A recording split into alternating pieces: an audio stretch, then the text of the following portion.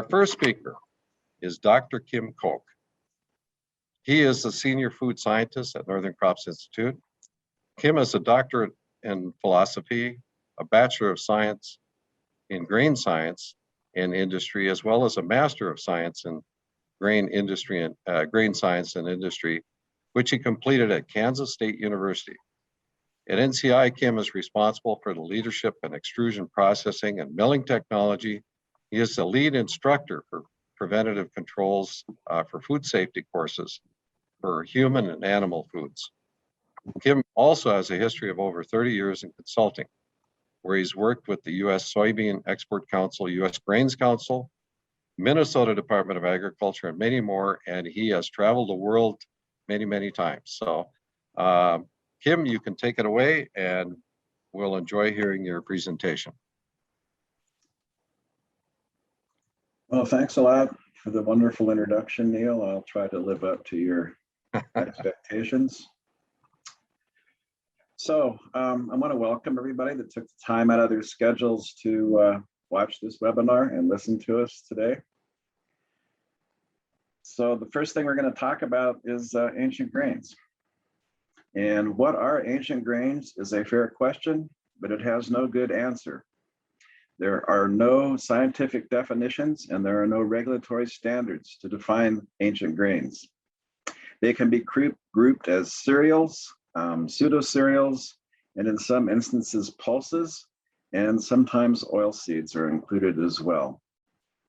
They may offer greater concentrations of some essential nutrients. They may impart unique flavors, aromas, or colors to baked goods, and some offer health benefits.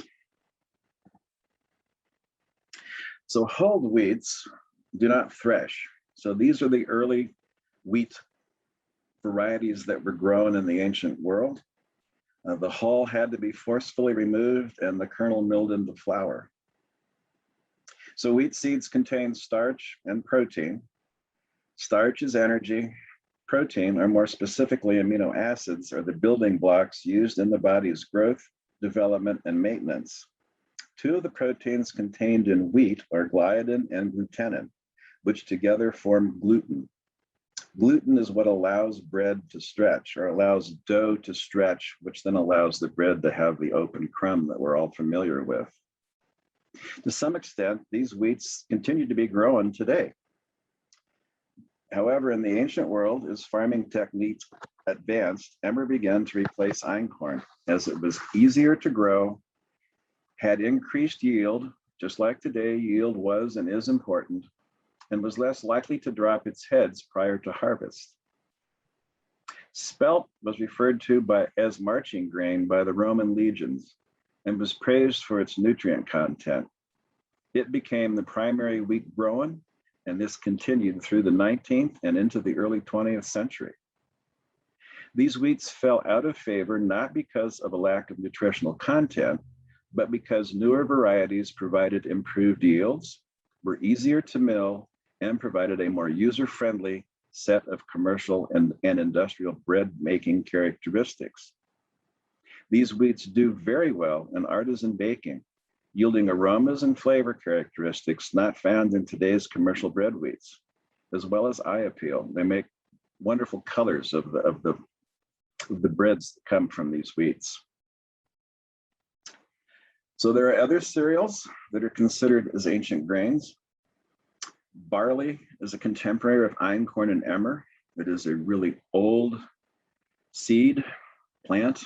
It only has 14 chromosomes, which is the same as einkorn.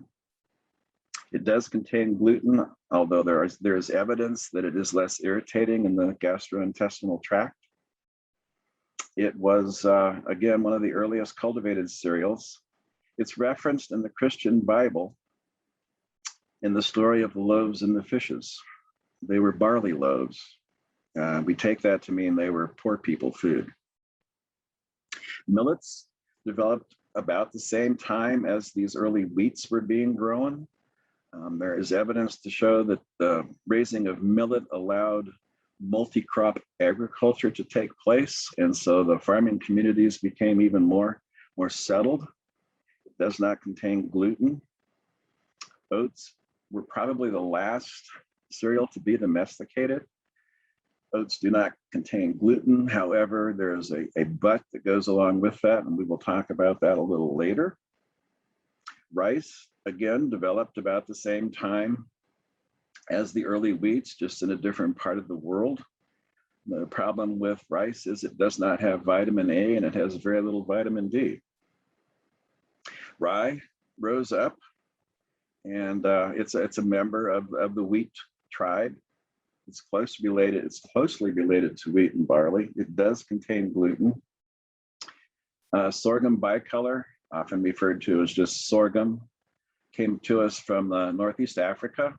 Again, no gluten. It does have starch, does have protein, it just does not have gluten. And then teff, again, from the Horn of Africa, which really I think we mean Ethiopia. That area is where this came from. Again, no gluten. So that's the cereals. They are all members of the grass family. The pseudo cereals also contain starch and protein. However, none of these contain gluten. So they do not rise. You cannot make a risen product using these. They do perform well in baking situations where you don't need to make it rise. Amaranth was domesticated in South America, again, around the same time as the ancient wheats. Buckwheat came from China. It was prized for its carbohydrate content. Again, no gluten. Chia is an herb. It's from the mint family.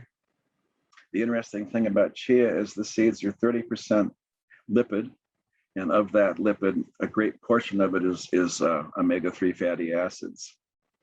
So we would consider that quite healthy in today's world. Again, no gluten. Sorry, skipped a slide, sort of. Legumes, again, these are flowering plants. They sometimes are included in discussions of ancient grains. They have been used as food almost as long as the early wheats, usually from in a different area than where the early wheats were developed. They were firmly established in Britain by the 11th century. If you've had the pleasure of eating in Great Britain, perhaps you have had something called mushy peas. Mushy peas is just what it says it is. It's mushy peas. Grain legumes, they're cultivated for their seeds. They are significant sources of protein, and they do work very well with cereals. So probably should have a little discussion here about the wheats. As I said, they all contain gluten. They may have a slightly greater total protein content, lipids and micro and macronutrients compared to modern wheats. The thing that is missing really in these early wheats is their carbohydrate content was not as great as it is in modern wheat. So einkorn has no D chromosome, and it's thought that this makes it less irritating in the GI tract. It has the flour has a very golden color. Comes from the carotene content of the seed. The dough is described by many as being sticky. Emmer has a reddish color, really a robust aroma, and again, it's sticky. And spelt has a greater portion of gliadin to glutenin in its gluten content. And this may make it less irritating in the GI tract. And again, its dough is sticky. Khorasan has a golden color. It's imparts a nutty flavor. This is just an aside. If you watch the evening news, you've heard about ISIS-K. Well, the K in ISIS-K stands for Khorasan. It is a district or an area in the ancient world that dates all the way back to a long time ago. So most of these grains you could purchase in the store as whole grains without the hull. You can mill them at home. You can buy small stone mills and make your own flour You need to use it right away if you're going to do that. Or you can buy it already packaged. So other cereals, discussion points. Barley does contain gluten. It is less irritating in the GI tract. It does have dietary fiber. It has heart health benefits as well as blood sugar mitigation. People use it in breads, porridges, soups, stews, and they ferment it. Think beer. We've been making beer from barley for a long time. Even the ancient Egyptians made beer from barley.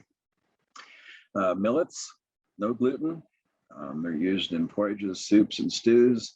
They are very bland tasting. If you grow up eating millet porridge, you really like it. If you've never had millet porridge, you may find it not to your liking. It's very bland.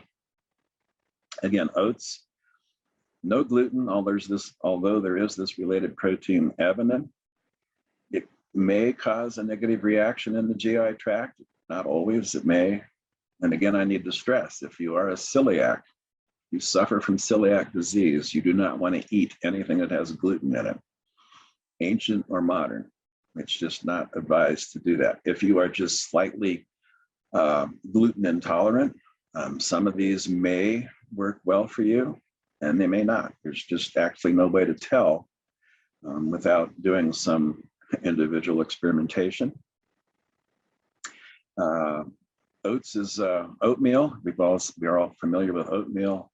And then you can also have what's known as oatmeal stout. Scots are very famous for their oatmeal stout. It's an acquired taste. Rice, no gluten. It is fairly easily digested. Brown rice is more nutritious than white rice.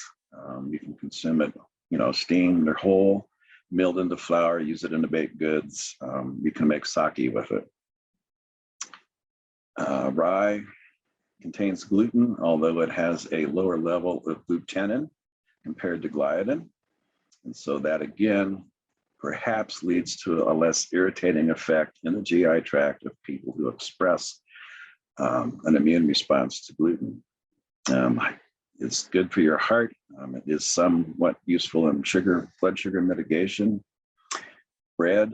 The interesting thing about rye is there was a Roman historian, chronicler, who commented on rye by saying, it's a very poor food, good only to stave off starvation. He did not like rye bread. And he did say that it was mixed with spelt flour to make it slightly less bitter. It didn't really seem to help all that much, but at the same time, people continued to grow rye and they continued to use it in baked products. Sorghum bicolor, again, sorghum's used in porridges. If you grew up eating sorghum porridge, you really like it. If you've never had sorghum porridge, you may not like it. You can mill it into flour and use it in baked goods, and you can make beer from it. I've had the pleasure of having sorghum beer. It's not something that I liked. I believe it has a very distinct flavor, and to some people, it's just unappealing. Like I said, others don't seem to mind. Teff. The thing about teff is it's an extremely small seed, so it's difficult. It's difficult to gather if you're harvesting. We're talking very, very small seeds. It's used in flatbreads and pancakes, and you can make fermented beverages from it. Tends to be very regional. The regional, Ethiopia would be a place where it would be used. So if you've been to an Ethiopian restaurant, you've probably had the flatbread that they serve. And if it's a true Ethiopian restaurant, that will be made from teff. The pseudo cereals, again, none of these have gluten. They are good sources of starch and protein. In fact, amaranth is a wonderful source for the amino acid lysine. So it partners very well with cereals. It can be used as flour in baked goods. It does need to be cooked. If you're going to use amaranth, you don't want to be sprinkling raw amaranth seeds on your salad because you can't digest them because they contain an anti-nutritional factor. Cooking does destroy that anti-nutritional factor, cooking or baking. Buckwheat. Buckwheat flour is interesting. If it's refined buckwheat flour, you won't find little pieces of buckwheat hull in it that will stab your mouth or your tongue. It's probably the most well known in pancakes. Eastern Europe and Russia, especially, is where you find buckwheat pancakes, and buckwheat served just steamed buckwheat. I spent a good portion of my early life in the early 90s in Russia. We used to have buckwheat for breakfast almost every day, usually served with fried fish. It's not a breakfast I would recommend at home, but that's what I had to eat there, so it was fine.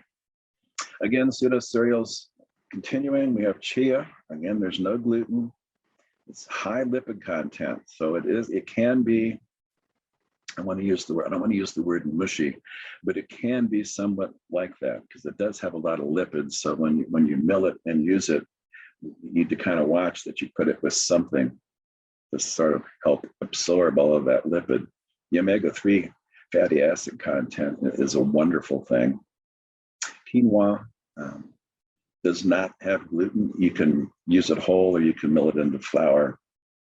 Nutritionally, it's the equal of many of the grains. Legumes, beans, lentils, lupins, peas, they have no gluten. And they are significant sources of protein, dietary fiber, carbohydrates, minerals, and micronutrients. You need to cook beans, especially. They do have anti-nutritional factors in them. Same with lupins. Peas, not quite so much, but who likes to eat raw peas? And their flours can be used in many products. The problem is with beans, they have a flavor that many people don't like. And so that can be problematic if you're putting bean flour into products.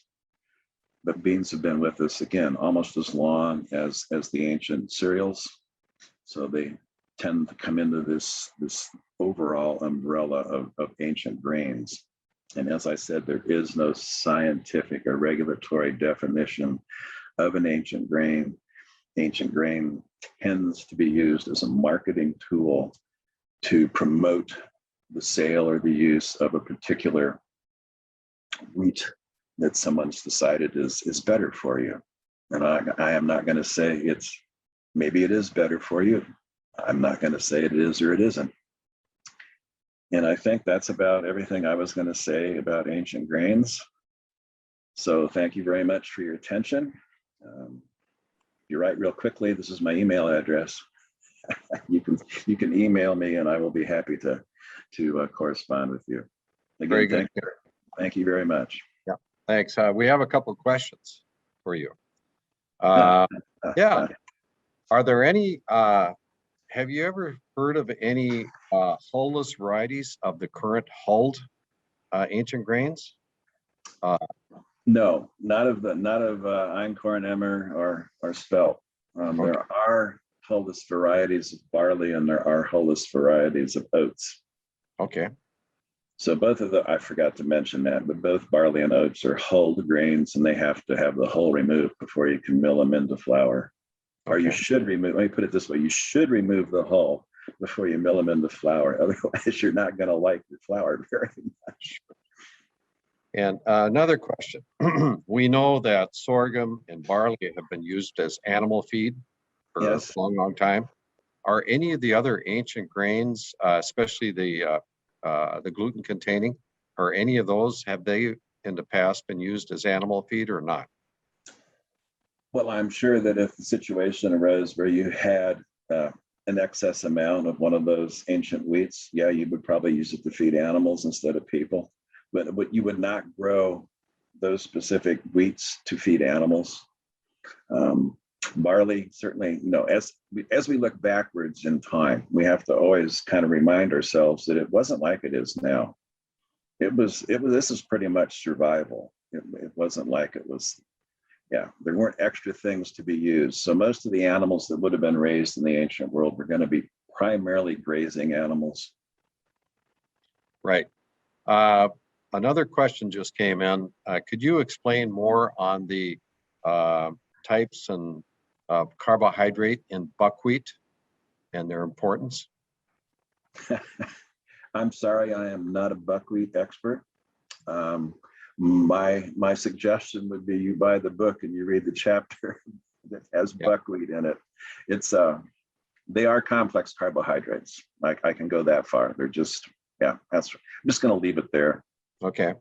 And I understand that buckwheat flour is used as soba noodles in Japan. Yes. And other foods. Yes. Is that because of, buckwheat came from China. I mean, it originated in China, and so that's why you would find it in soba noodles and other types. Okay. And then also we know that barley and rye have been used in distilled and brewed beverages. For how about these other grains? Do they have a future in those type of beverages? I can't say yes or no. Anything that has starch in it, you can ferment. Right. So, you can use potatoes to make vodka. You can use wheat to make vodka. Right. And in fact, I don't know how many people know this, but Stoli, the Russian vodka, the Stoli is wheat. That's made from wheat. Okay. How about, can you talk a little bit about triticale and what it is, and can it be considered an ancient grain, or is it a modern grain? I would consider it a modern grain. It was one of those, it was a variety that was developed for improved nutrient content. And it was we'll have to put quote marks around this. It was going to change the face of modern agriculture. And it just didn't turn out that way. Mm-hmm. There are still people that grow triticale and. Right. Okay. Let's see. We're just checking to see if we have any other questions. I don't believe so. And I think thank you very much, Kim. That was very interesting. You gave us a really good overview of the universe of ancient grains. It was excellent. And now we're going to have our second speaker, and I will introduce her.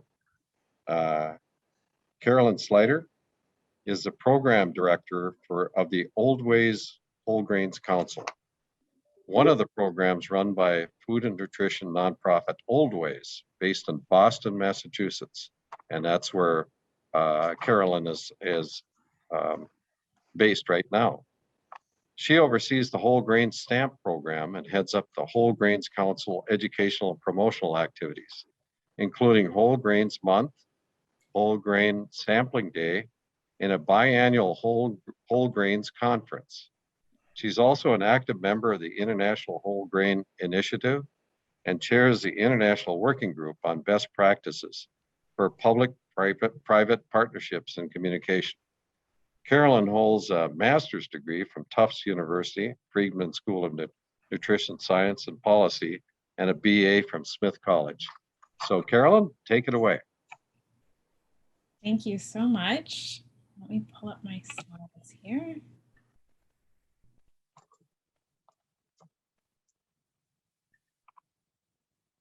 Okay.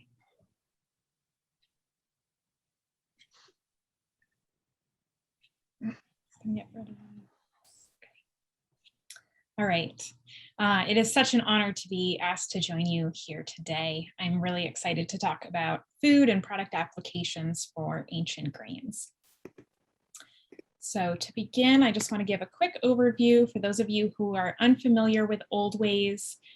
We are a nonprofit dedicated to improving public health by inspiring individuals and organizations to embrace healthy, sustainable, old ways of eating. We are best known probably for creating the Mediterranean Diet Pyramid in partnership with the Harvard School of Public Health, as well as the Whole Grain Stamp program, which you may be familiar with the packaging labels that go on food packages, which I will show in just a minute. So the Whole Grains Council is one of the programs run by Old Ways. We help consumers to find whole grains and understand their benefits. We help manufacturers and restaurants to create more and better whole grain foods. And we help the media to write accurate and compelling stories about whole grains. When we talk about whole grains, of course, we're talking about grains that have all of their bran, germ, and endosperm intact, meaning either it's the intact kernel of the grain or all the components milled or puffed or extruded into various products. The Old Ways Whole Grains Council is perhaps best known for its whole grain stamp program, which began in 2005. We review whole grain product formulations and offer third-party certification for the whole grain content of products. So products that are approved can use our whole grain stamp packaging symbol. Our stamped products database includes more than 13,000 products spanning nearly every grocery category imaginable. And of the products registered for stamp use during the past decade, there are 7 types of ancient grains that are used most commonly. And those are quinoa, millet, sorghum, amaranth, teff, ancient rice varieties like black rice and red rice, and of course, ancient wheats, such as farro, emmer, einkorn, corazon, and spelt. So I want to talk first about ancient grains and their uses in popular food today. When it comes to using ancient grains in developing popular food products, one of the biggest advantages is the amazing range of flavors and textures and even colors that they have to offer. And I think Kim did a great job of kind of introducing us to all of those variations.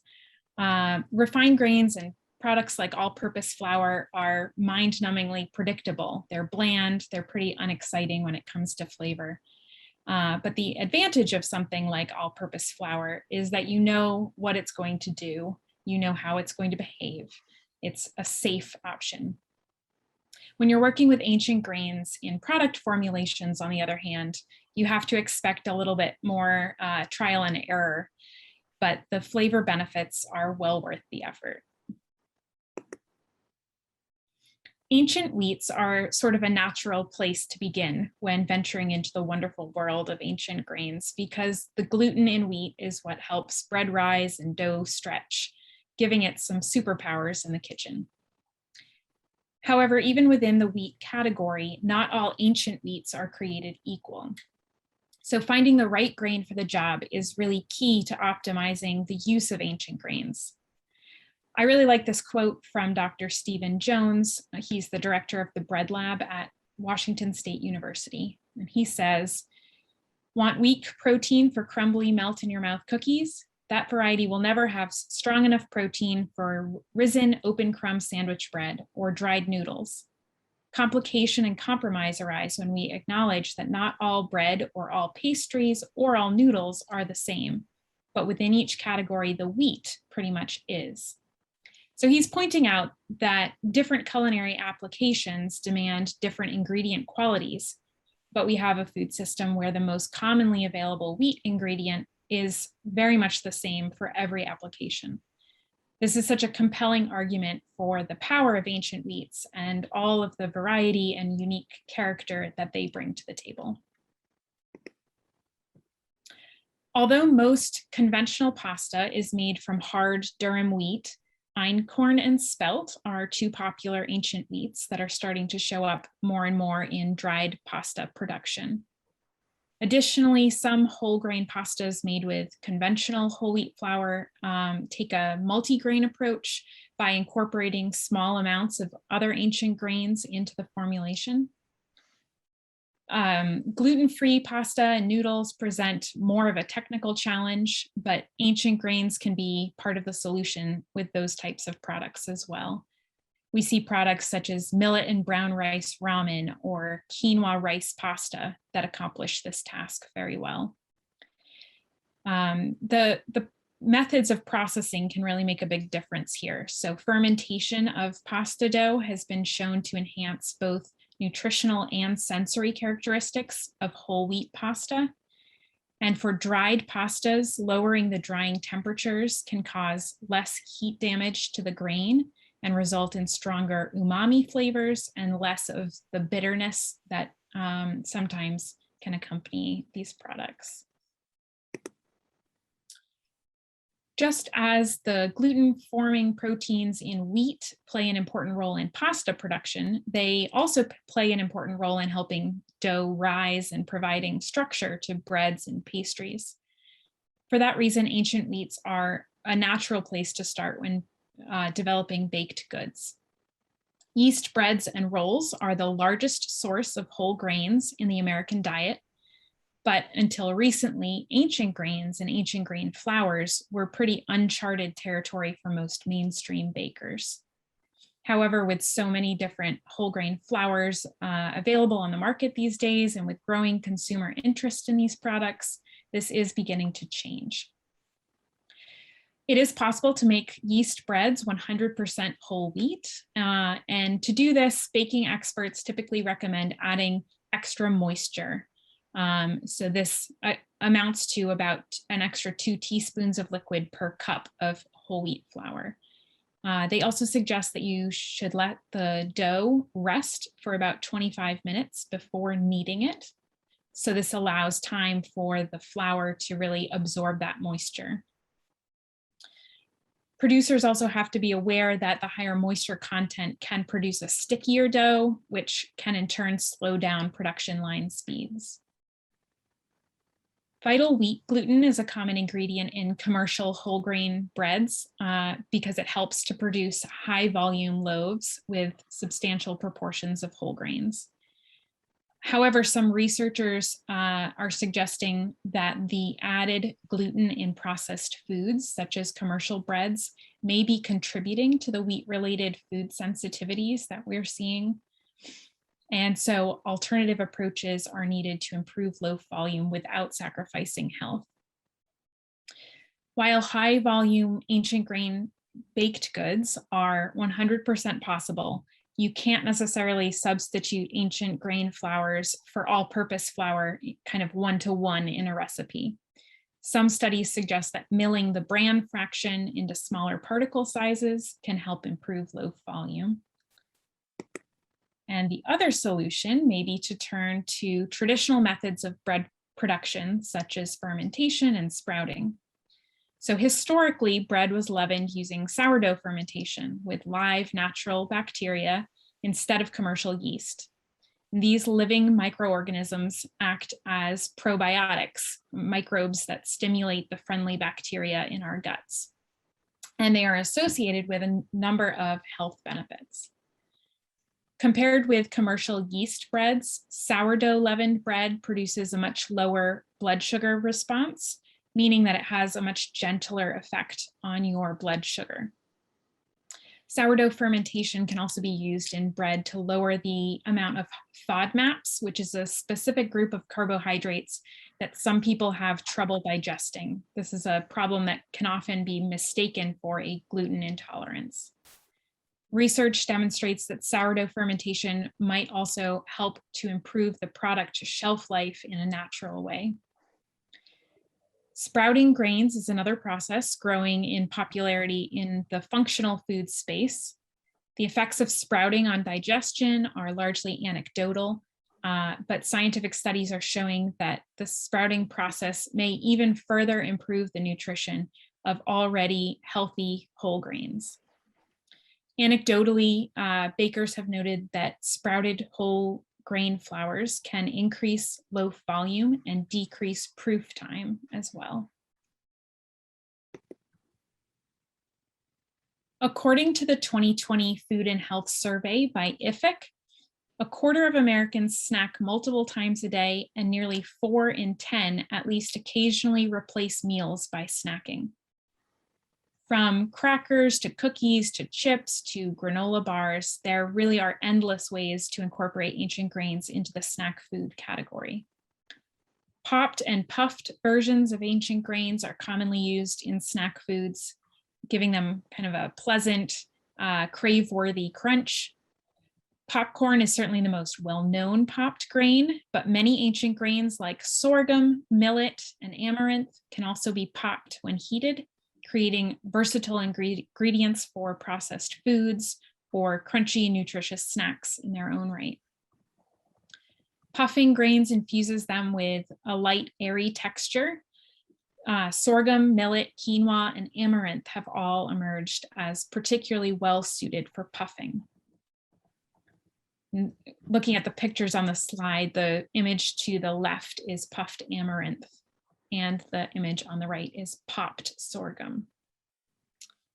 Because most crackers and chips tend to have a thin, unleavened texture and a crisp, dry mouthfeel, ancient grains' resistance to volume and tendency toward kind of a dense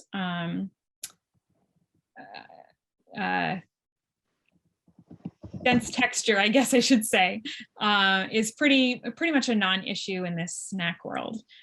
So for this reason, ancient grains such as quinoa and millet are becoming increasingly common as a snack food, such as, crackers and chips.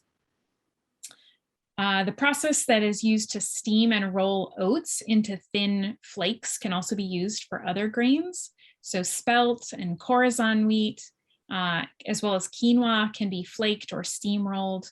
And this creates an ideal form in which you can incorporate them into hot cereal mixes or granolas or grain bars.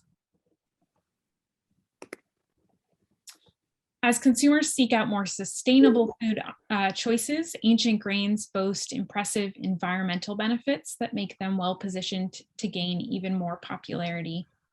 Grains require only about a ½ liter of water to produce 1 calorie of food.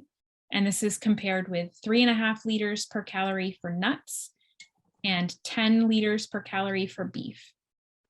Additionally, many ancient grains are more tolerant of extreme weather patterns than other crops. So for instance, millet has one of the lowest water requirements of any grain crop, and teff can thrive in drought conditions as well as waterlogged soils.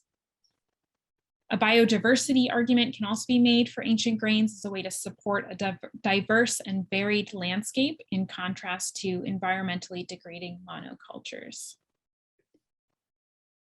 So next I'm going to talk about kind of the new frontier for ancient grains. What comes next?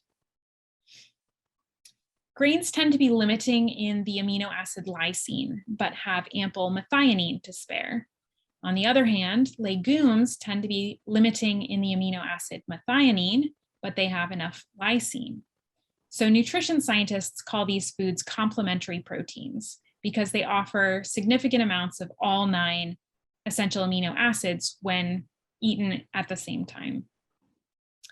It's no surprise then that nearly every culture around the world has their own twist on rice and beans. In contrast with most grains, those in the category of pseudo grains, which includes quinoa, amaranth, and buckwheat, technically have enough lysine per gram of protein to be considered complete proteins on their own. And similarly, in the legume world, soy is considered a complete protein because it contains enough methionine per gram of protein. Regardless, the good news is that the liver stores amino acids, so as long as you consume an adequate amount and a good variety of foods rich in different amino acids, you will have no trouble meeting your protein goals. So while grains don't typically have as much protein as their legume counterparts, meat analog producers can tap into the traditional wisdom of these complementary proteins by developing products that include a mixture of both ancient grains and legumes. When left intact, many ancient grains have a chewy, pleasant bite that mimics the texture of something like ground beef. To help appeal to consumers who aren't quite ready to give up meat cold turkey, shall we say, ancient grains can be used as product extenders in meat grain blends. So we've seen this most frequently in burger type products with a mixture of grains and meat. Ancient grains also tend to be less expensive than meat and other animal products, which means that reformulating with ancient grains can actually be a useful tool in cutting ingredient costs as well. Plant-based milks are another booming category. They represent 14% of the overall milk category as of 2019. We aren't aware of any plant-based milks made from ancient grains available in the US, However, given the popularity of existing grain-based milks, such as rice milk and oat milk, untapped potential is certainly here. In the period between 2012 and 2017, sales of non-dairy desserts increased by 61%, and the market is expected to be worth $1 billion by 2024. At least half a dozen companies have put forth mass market oat milk-based frozen desserts, which are sort of positioned in the store as non-dairy ice cream substitutes. And we suspect that adding ancient grains into formulations like these could certainly help producers to attract attention in this growing market. I'm sure you've all noticed the wide array of gluten-free products available today. 1 to 2% of the US population is estimated to have celiac disease, which is an autoimmune condition managed with a strict lifelong adherence to a gluten-free diet. Additionally, about 6% of people are estimated to have non-celiac gluten sensitivity, which is a poorly understood set of symptoms that's currently managed with a gluten-free diet. Many gluten-free products available today rely on a lot of starches and added sugars and added fats that mimic the texture and mouthfeel of gluten-containing products. They end up sort of blasting your taste buds with a combination of salt, sugar, and fat. Since gluten is only present in wheat, barley, rye, and triticale, the vast majority of ancient grains, including amaranth, buckwheat, millet, quinoa, rice, sorghum, teff, and wild rice, are naturally gluten-free. These grains boast impressive nutritional profiles, with most being a good source of fiber, magnesium, phosphorus, manganese, and even some B vitamins. Creating functional, naturally gluten-free foods from ancient grains better serves customers of all nutritional needs and helps to ensure that gluten-free customers are getting products that don't put them at a nutritional disadvantage. Perhaps the most well-known nutrition characteristic of whole grains is fiber, because we know how healthy fiber is for our digestion and our cholesterol. Many companies add extra fiber to their foods. Whole grains have more fiber than their refined grain counterparts, but they're not just about fiber. Whole grains have a whole host of other beneficial nutrients like vitamins, minerals, antioxidants. A 2017 report from the American Institute for Cancer Research and the World Cancer Research Fund found that about 3 servings of whole grain foods per day, which is about 90 grams, reduces the risk of colorectal cancer by 17%. And significantly, the evidence for whole grains was actually stronger than the evidence for fiber alone. So although fiber is a known nutrition powerhouse, whole grains have a number of other bioactive compounds in addition to fiber, many of which are thought to have plausible anti-carcinogenic properties. These include things like vitamin E, selenium, copper, zinc, lignans, phytoestrogens, and phenolic compounds. Additionally, the authors of the study suggested that whole grains may also protect against colorectal cancer by binding carcinogens and regulating glycemic response. So similar findings are also emerging for other types of cancer, such as liver cancer. Another study found that those eating the most whole grains were 37% less likely to develop hepatocellular carcinoma, which is the most common type of liver cancer, than those eating the least amount of whole grains. When looking at isolated relationships between cancer risk and fiber, bran, and germs separately, the results were not statistically significant. So it really is whole grains that are doing the work in this case. The message here is that not all fibers are created equal. Different fibers are thought to play different roles in our gut microbiome, and it's good to have a variety. Fiber from whole grains may be one of the most protective types of fiber against type 2 diabetes.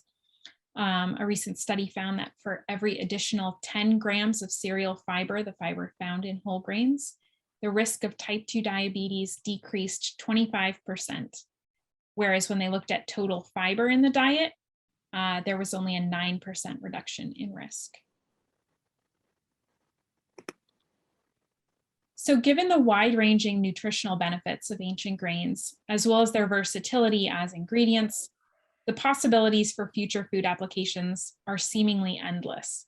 It seems very likely that we will see more ancient grain ingredients popping up in protein powders, digestive health products, prebiotics, which are foods that promote the friendly bacteria in our gut, and wellness products like creams and facial washes and cosmetics in the coming years. According to Data Essential, 82% of consumers said that they bought a new consumer packaged good brand for the first time because it aligned with their personal values. Consumer research is showing that food choices aren't simply about nourishment these days, they're an expression of personal identity and values. And ancient grains tend to conjure up nostalgic feelings of a simpler time when people were healthier and happier and generally less frazzled, which is something I think a lot of us would happily raise a glass to. And that is it for my part of the slideshow. So if anyone has questions, I'm happy to answer. Carolyn, that was an excellent presentation. We really appreciate that. It's really well-rounded and gives us encouragement. We do have questions. Yeah, from Eliezer, he said, there is no question about the importance of whole grain in the human diet. Today, bakeries are constructing whole grain milling systems in plant. In this case, there is no chance for germ rancidity. The larger milling companies face a problem of germ rancidity in whole wheat. You feel it in their whole wheat products. Due to the lapse time between grinding and baking, do you promote any research in avoiding germ rancidity? We aren't in a position to promote particular types of research, but it's certainly something where we recommend to consumers that when they're shopping for whole grain flours, that they look for a date on the package that's as far out as possible so that they're getting a product that's as fresh as possible. And we also recommend that on the consumer end of things, there are a few ways to kind of preserve flour once you've brought it home. Keeping it in the refrigerator or in the freezer can help postpone the degradation of the fat components in the flour, and so you're going to avoid that kind of bitter, rancid flavor. And we do also recommend using it quickly and buying just what you need and shopping frequently, because it's a product that you don't want to have sitting around for years in your pantry.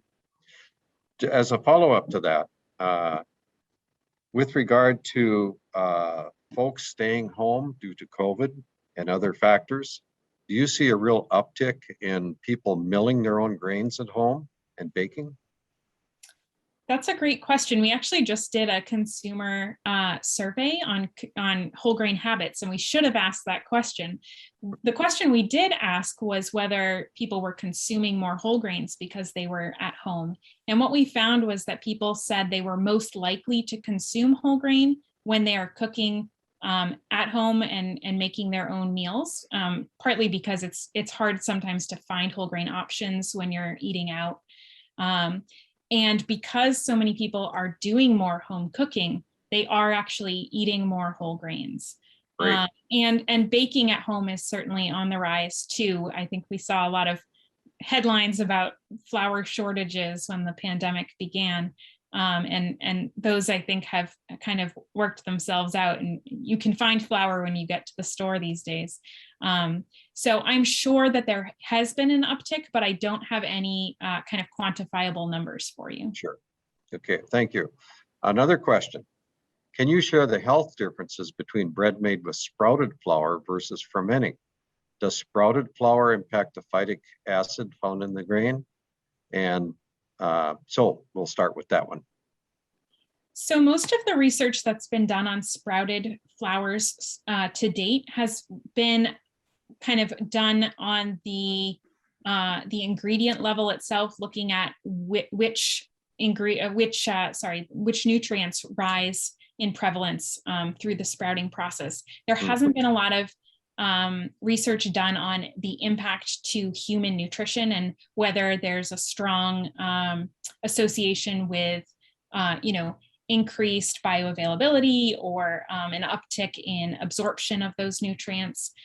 So that's still an area that's developing. And I don't know of research that has compared fermented products or sourdough products with sprouting, but I think it's an area of research that's really taking off, and we should see answers to some of those questions in the coming years. Sure. And do puff cereals lose any of their nutritional value when it goes through the extrusion process? It depends. So at the Whole Grains Council, when we're reviewing products for the whole grain stamp, we actually compare the nutritional values of a post-puff product with the nutritional values that are expected of an unpuffed. If you're talking quinoa, you're going to look at the puffed quinoa versus the unpuffed quinoa and make sure that there aren't significant losses. We do see minimal bran losses during puffing, but it's usually not a significant amount of loss that to the extent where you would see an impact on the nutritional profile. This is kind of a long-range question, but do you see ancient grains being used in food service, in such as institutional food service, such as healthcare facilities, and maybe even school lunch program in the future? I know you've made a big impact on school lunch with regard to whole grain in schools. Yeah, I think there is a growing movement toward more scratch cooking in schools, and trying to get kids kind of involved in the cooking process, which has been scientifically shown to increase children's acceptance of school foods and food in general. Getting them involved is always helpful. And so I think in situations like that, where schools have the capacity to, make grain bars or, as part of a salad bar option, or do a lot of that in-house cooking. There's been a lot of experimentation with ancient grains, and certainly there's room to bring in products like ancient grain pastas that are easy to prepare even in a kitchen that's not set up for that extent of food service production. And we are strong advocates of including more whole grains, including ancient grains in healthcare service settings. But I think, it's little baby steps at a time to make that change. Very good. We're running a little long, but we do have another important question here from Gail. I'm concerned about hyper-processing or super-processed foods.